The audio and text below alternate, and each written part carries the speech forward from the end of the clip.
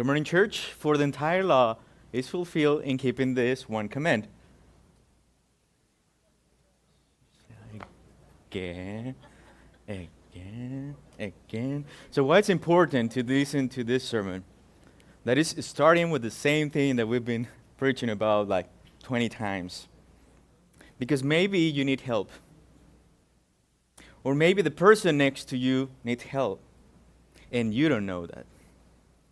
So let's hear this sermon to ignite our desire of receiving and giving help. Welcome to the sermon, Help Each Other. Today we're going to chapter 6. So I'm skipping verses 16 to 26, and those verses in Galatians include the acts of the flesh and the fruit of the Spirit. I'm thinking about having those reflections for December as an opportunity to reflect on we're going to have a new year. So acts of the flesh and fruit of the Spirit, like as an opportunity to see how we behave and how we were doing in this year, and as an opportunity to reflect on 2026, and maybe we can live in a better way with the fruit of the Spirit. So today we're going in chapter 6, verse 1 of Galatians. Paul says, "Brothers and sisters, if someone is caught in a sin, you who live by the Spirit should restore that person gently. But watch yourselves, or you may be tempted." Now, the word sin can also be translated as a falling away, a lapse, slip, false step, trespass, sin.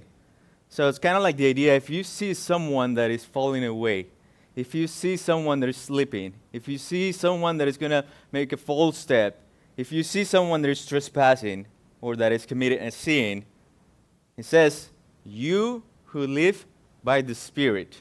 That's the first thing that caught my attention, you know? It says you in general. It says you who live by the Spirit.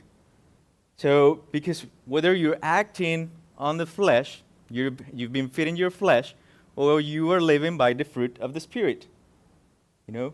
But it says you who live by the Spirit. So a good question to start reflecting on this verse is, where are we today? Where are we this morning? Are we more in the act of the flesh? We have been more feeding the flesh, our own desires, without having consideration of God in my life, just feeding myself, just making me feel good? Or are you in a place where you are living by the fruit of the Spirit? Where you're living and being guided by the Spirit of God, where you've been looking for the interest of one another, to love one another, to love yourself in a different way. Where are you in this moment? Because if you're living by the flesh, if you're disconnected from the Spirit, you are actually one that needs to be restored.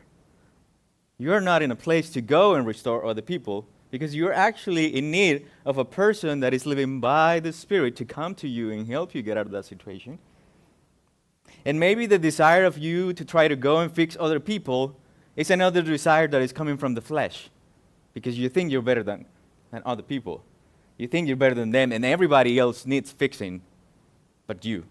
You don't need anything, so you're trying to feed your flesh by going and trying to help other people, but not doing anything to yourself. It's a good reflection. You who live by the Spirit. And it says gently. Now, gently means like in the spirit of gentleness. And that's one of the fruit of the Spirit, gentleness. So if you're not living by the Spirit, if you're living by the flesh, you're not going to try to restore another person gently. You don't even know what that means. You're going to try to fix it in your way and to try to do things in your own way because you know what's the best thing to do, right? You know what's the best thing for the other person. You know what's the best life for that person. You know how to live the best life ever for the other person, right? And then you go and maybe you try it in a harsh way and it doesn't work for you and it doesn't work for the other people. And that's why it says, you who live by the Spirit, gently. And then it says, but watch yourselves. So it looks like trying to restore someone is not for everybody. It says, watch yourself. Like if you're thinking about going and trying to do something for someone else, like to restore that person, it says, watch yourself. You know? So maybe you can like determine after watching yourself, which I don't know if it's something that we do regularly, before we're going to try to do something, before we think that the other person needs to be fixed, if we, instead of focusing on them, we focus on ourselves and we determine if we are actually in a good position to go and try to do something for someone else. If actually I'm in the place to go and restore, or actually I need restoration in my life. If actually I'm in the place of like going and trying to point the other person that is falling asleep, that is trespassing, that is committing a sin, when maybe I'm doing that to myself. I've been doing that, but I think that the other person and everybody else are the ones that needs to be restored. Everybody else need my advice. Everybody else need my counseling. Everybody else needs something, but I'm not watching myself. I'm not paying attention to myself. I'm paying attention to what's going on in my life and what's happening to me. But instead of paying attention to me, I've been paying attention to everybody else. So I can notice that everybody else is wrong, everybody else is trespassing, everybody else is falling away, everybody else is going to, instead of focusing on me, watch yourselves. Because if you are not the one who can restore, don't be the one who destroys. If you cannot restore another person, don't be the one who is going to destroy that person. Yeah? Can I get an amen to that? Yeah? Yeah? If you're not going to restore, if you're not going to help the person, don't be the stone for that person to fall. Don't be the person that is going to push that person to fall and to fall away and to get away from Jesus. If you're not the one who can restore, don't be the one who's going to destroy. Verse 2. Carry each other's burdens, and in this way you will fulfill the law of Christ. Interesting. So if I do this, I fulfill the law of Christ. So it says in previous verses, the entire law, in chapter 5, verse 14, the entire law is fulfilled in keeping this one command. Love your neighbor as yourself. Well, the entire law of Jesus is fulfilled by carrying each other's burdens. Interesting. Interesting. Very interesting. I didn't even know that there was a law of Christ. I didn't even know that carry each other's burdens was so important for Jesus Christ. We talk about other things, but like if we've been reading 5:14, entire law is fulfilled in keeping this one command. It's like if you do this, you're good with the rest. Now in keeping Jesus' law, it's like carry each other's burdens. If you do this, you're good with the rest. And I remember Jesus saying, welcome, welcome, because you obey my law. When did we do that? Well, you remember when you fed me, when you gave me water, when you clothed me, when you did this for me? When did we do this to you? Well, you were doing it for this, my little children. You were doing it to me. You visited me. You clothed me. You were carrying each other's burdens. Because that's basically the idea. Like when I don't have anything to drink, whether it's physically or spiritually, and someone comes to me, that person is helping, is carrying my burden with that person. We're carrying each other's burdens. When that person spiritually or physically doesn't have anything to clothe on, but you come and help that person to be clothed, we're carrying each other's burdens. When you're feeding another person, physically or spiritually, we're carrying each other's burdens. How are we doing that if we don't know the burdens of other people? It says carry each other's burdens. How are we doing that if I don't even know what's your burden? Maybe I think, this is your burden, so I need to help you with this way. But I don't even know. I haven't even asked you. I haven't even listened to you. So when was the last time you actually listened to each other to hear what's your burden? What's going on in your life? What's happening to you?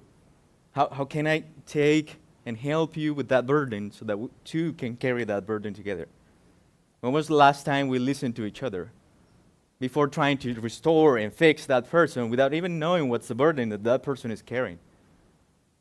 But we think this is the way, this is the, because I know, watch yourself. If you're not even paying attention to what's going on in the life of other people, how are we fulfilling the love of Christ? Carry each other's burdens. When was the last time we carry each other's burdens?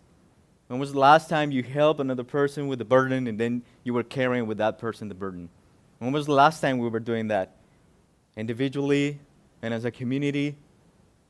When was the last time that we were carrying each other's burdens? Because if in that way we'll fulfill the love of Christ, that sounds something pretty important for us as a community that follow Jesus to do. Are we fulfilling the love of Christ? Are we fulfilling Christ's law? Verse 3. If anyone thinks they are something when they are not, they deceive themselves. What a verse. I need to read it again. It's good. It's the first verse, actually. If anyone thinks they are something when they are not, they deceive themselves. Sometimes I think that I'm something when I'm actually nothing. Sometimes I feel like I'm something when I'm actually nothing. But I think it also happens the other way, because sometimes I think that I'm nothing when I'm actually something. Sometimes I think I don't deserve, I'm not worthy, I'm nothing when I'm actually something. So I think the verse works in both ways. Because you can deceive yourself by telling yourself that you're nothing when you're something, or by telling yourself that you're something when you're nothing. In both ways, you're deceiving yourself. In both ways, you're lying to yourselves. But sometimes we get in that state of mind and heart, and we just want to stay there because I'm nothing. I'm like, no, I'm nothing, I'm nothing. And sometimes I'm on the other side of like, yeah, I'm everything, I know everything, I know what to do, I know how to do, I know how to fix people, and I'm like, when you're nothing. In both scenarios, you're lying to yourself. What a verse. What I think about myself is important one way or the other. Because that sometimes, and a lot of the times, are going to determine the way I treat myself and the way I treat others. The way I see myself is going to determine if I think that I'm nothing when I'm actually something. I'm going to treat myself as a nothing. I'm going to treat myself as someone that deserves nothing. That this is happening because you're nothing, Danny. And I've been there. It's not a nice place to be. Because you're nothing. You don't deserve to be here. You don't deserve to be there. You don't deserve this. You don't deserve that. Because you're nothing, Danny. And in the same way, I'm going to start treating the other people around the idea that I'm nothing. So I can be jealous of other people, envy on other people, because everybody else is something while I'm nothing. Or I'm going to start treating other people like everybody else is nothing. If I'm nothing, then everybody else is nothing. So nothing matters. So I'm going to treat everybody else in a way, or I can treat myself in whatever way. If I'm nothing, it doesn't matter what I do to myself. What you think about yourself is important. Because that's probably going to determine the way you treat yourself and the way you treat others. So be honest about yourself with yourself. Does that make sense? Be honest about yourself with yourself. This is kind of like an individual reflection. You need to come and say, hey, Danny, I feel that I'm nothing. I feel that I'm something. It's like an individual reflection because he says, watch yourself. Verse 4. Each one should test their own actions. Then they can take pride in themselves alone without comparing themselves to someone else. So again, it says, each one should test their own actions. You should test yourself. But sometimes we're good at testing other people. Oh, we're really good. I can see, I know how everybody's doing. How are you doing, Danny? Ooh, don't ask me that. But I can see how everybody's behaving. How are you behaving, Danny? Ooh.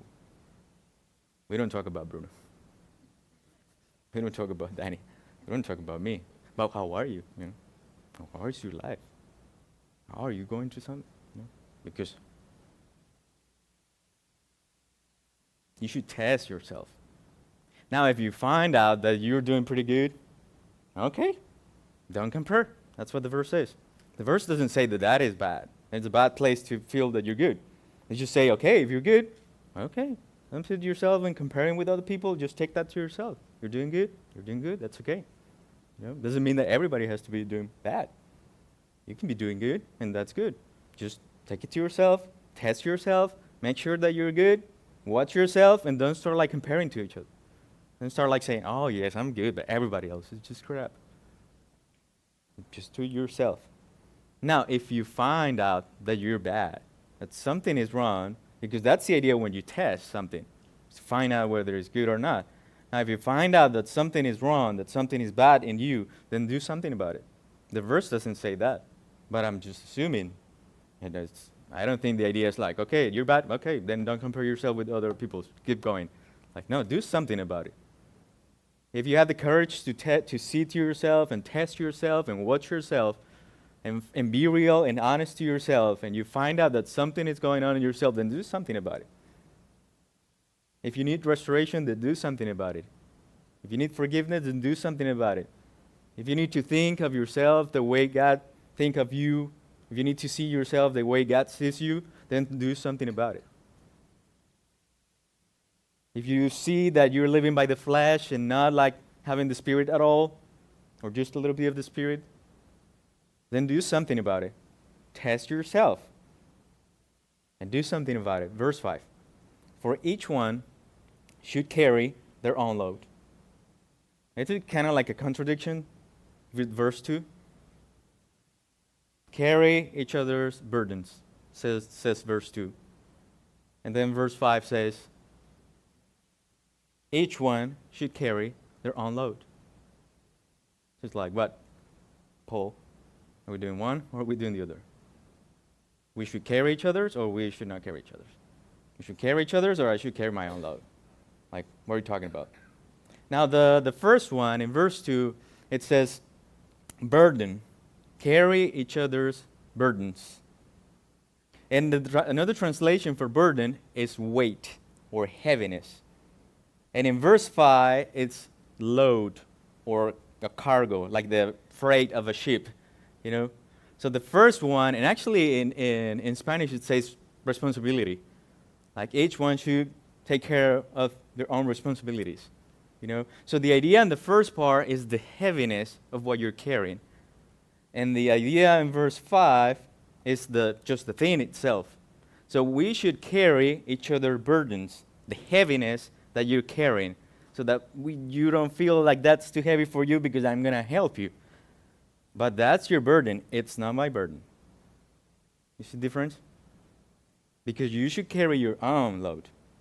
It's not my burden. I can go and help you with the heaviness and the push that it's doing to your life, but it's not my burden. It's your burden. Like if it happens in the other way.